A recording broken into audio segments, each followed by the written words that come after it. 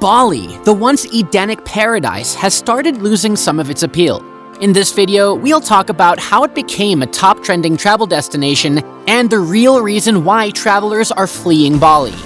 When it comes to Bali, there's no denying that it's been a dream destination for travelers, especially digital nomads. The island's balmy beaches, laid-back lifestyle, and vibrant culture have always attracted people from all corners of the world. Lucky for digital nomads like us, it's got the perfect mix of work and play, with breathtaking scenery, awesome co-working spaces, and a vibrant community. But lately, there's been trouble in paradise. Hint, it includes Putin. Let's dive in. Welcome to Bali. It should come as no surprise that Bali is big among the top tourist destinations. Over the years, Bali has captivated visitors with its stunning beauty, serene atmosphere, and perfect blend of adventure and spirituality. It was also one of the first regions to announce a special category visa for workers who like to travel, the famous Digital Nomad Visa B211A. But while Bali has long held the title of being one of the hottest travel destinations, recent trends indicate a decline in its popularity. For example, in the first 4 months of just this year, Bali welcomed around 1.4 million international travelers as reported by Bali Central Statistics, which is slightly lower than the 1.8 million visitors recorded during the same period in 2019. Several factors contribute to this shift. Overcrowding. Bali's incredible popularity has become a double-edged sword. While it's fantastic that more and more people are discovering the island's beauty, it's also led to a bit of a conundrum. The once quiet and tranquil spots that made Bali so special are now bustling with tourists, and it can sometimes feel like there's a crowd everywhere you turn. The downside of this overcrowding is that it takes away from Bali's serene atmosphere and that sense of being off the beaten path. Those hidden gems and secret spots that used to be only known to a lucky few are now swarming with eager visitors armed with selfie sticks. Environmental damage.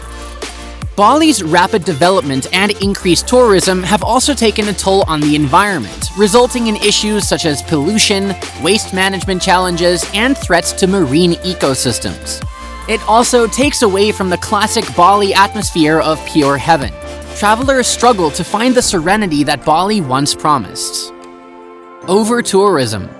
The rise of social media and influencer culture has led to an overwhelming focus on specific locations, creating a strain on infrastructure and local resources. And naturally, Bali, which was once an Edenic getaway, has now become a hotspot of people from everywhere. The island's transformation into a tourist hub has additionally brought an influx of commercial establishments, sometimes overshadowing its authentic cultural essence. And the cherry on top, the global pandemic. The aftershocks of the pandemic. Bali is experiencing a remarkable resurgence in tourism after a challenging year.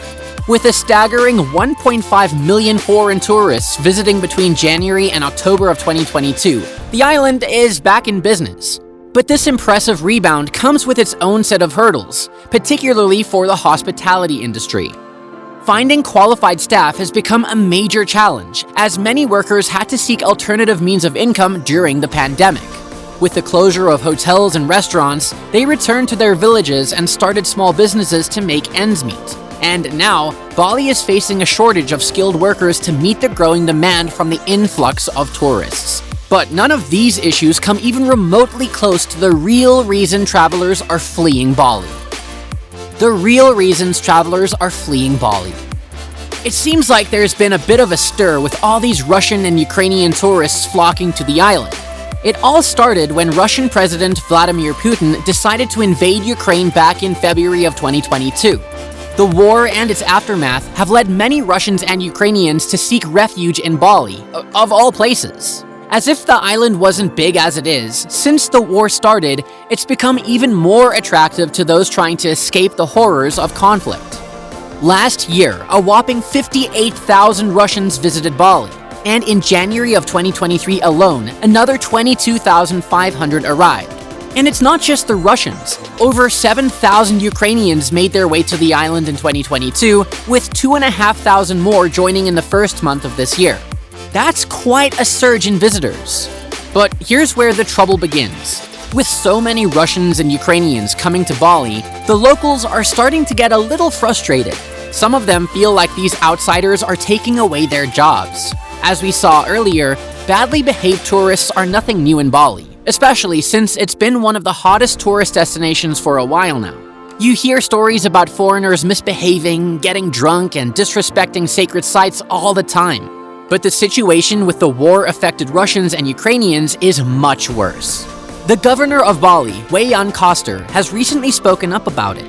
He wants the visa on arrival privileges for Russians and Ukrainians to end because he believes many of them are coming back to Bali not for leisure, but to find work and comforts. And you know what? He might have a point. With the war going on, it's understandable that people want to escape and make a living somewhere safe. But Bali is supposed to be a vacation paradise, not a concrete jungle, right? It's also been reported that some of these tourists have been caught overstaying their visas and working without proper permits. Just recently, a 28-year-old Russian guy got arrested and deported for working as a photographer while he was on a tourist visa. And get this, a task force has been formed from the Ministries of Labor, Industry and Trade to crack down on undocumented workers. It's like a whole operation. Just in the first week of their crackdown, the task force nabbed 6 tourists who were caught working illegally in Bali. And take this, they were all Russians.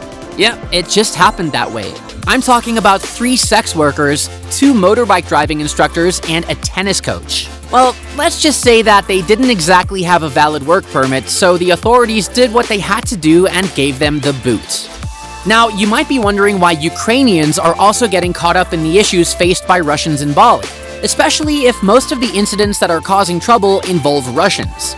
The truth is, Ukrainians on the island have a lot of respect for Balinese law and culture, and they're not causing any problems at all.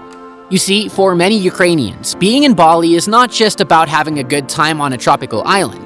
It's about finding a safe place away from the war back home. Some are there to reunite with their families, while others are trying to escape the ongoing conflict in Ukraine. These folks are just trying to live peacefully and make the most of their time in Bali.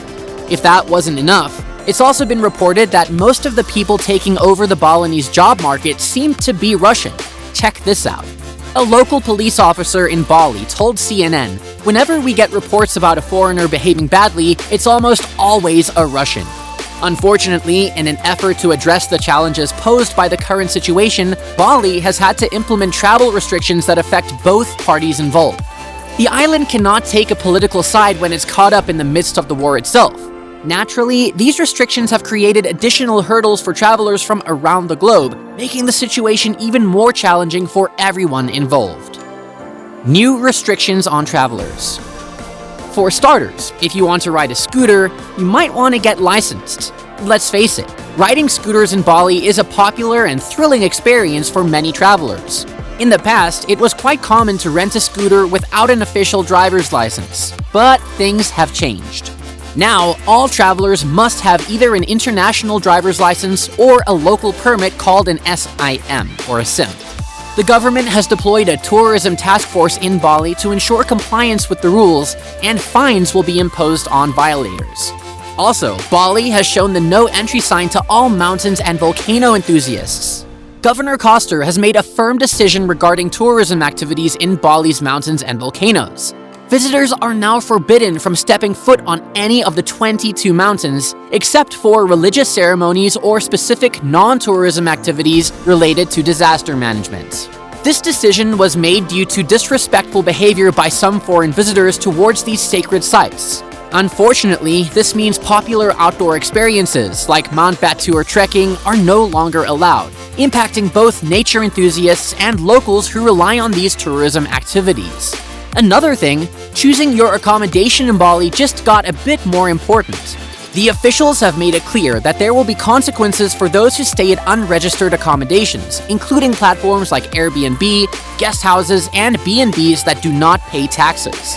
Investigations and raids may occur in the near future. To avoid any risks, make sure to stay at official hotels and other registered accommodations. And digital nomads or villa renters who have arranged informal stays with friends, family, or locals should double-check if the property has the necessary business credentials and permits to ensure a hassle-free stay. With these added restrictions, it's no surprise that travelers are fleeing Bali, despite being a unique travel destination. There is hope with how prompt the government's reaction has been to these rising concerns, but will the island pass the test of time? Only time will tell. And there you have it. Do you think Bali is still worth a visit, even with all the chaos that has enveloped the once Edenic island? Let us know in the comments down below. And until then, see you next time.